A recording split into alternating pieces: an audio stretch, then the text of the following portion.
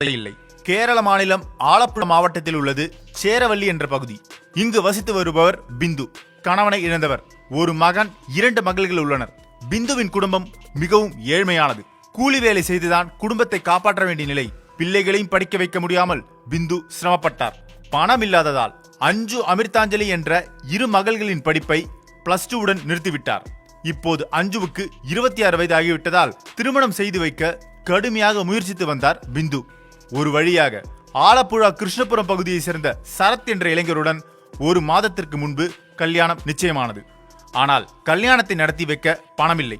எங்கெங்கோ பிந்து அலைந்து திரிந்தும் அந்த பணத்தை புரட்ட முடியாமல் தவித்தார்.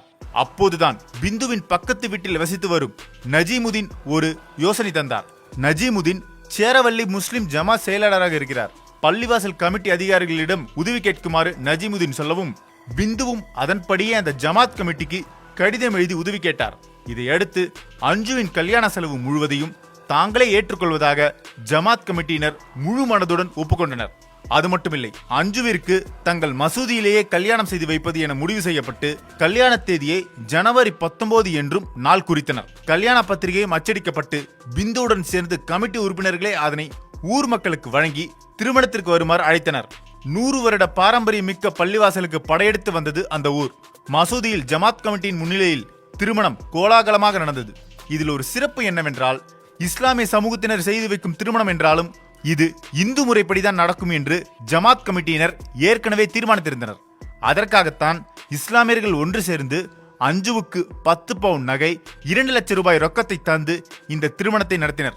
கிட்டத்தட்ட 1000 பேருக்கு வயிறார ஜமாத் கமிட்டியினர் சைவ சாப்பாடு போட்டனர்.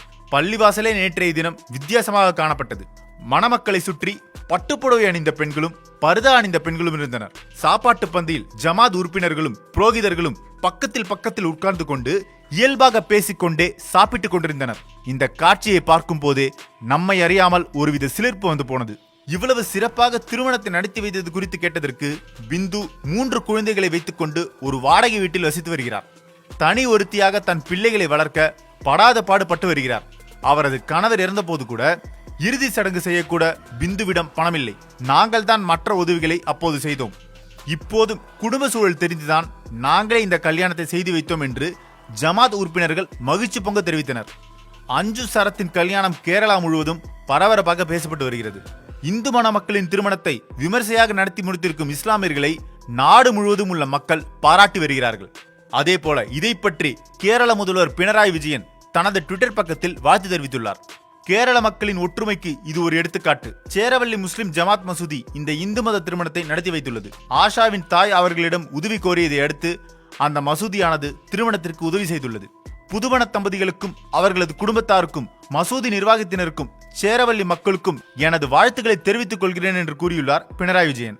சகிப்புத்தன்மையையும் மத நல்லிணக்கத்தையும் நம்மிடமிருந்து யாராலும் ஒருபோதும் பிரித்துவிட முடியாது என்பதைத்தான் இந்த பள்ளிவாசல் இந்து மத திருமணம் நாட்டிற்கு பறைசாற்றி உள்ளது.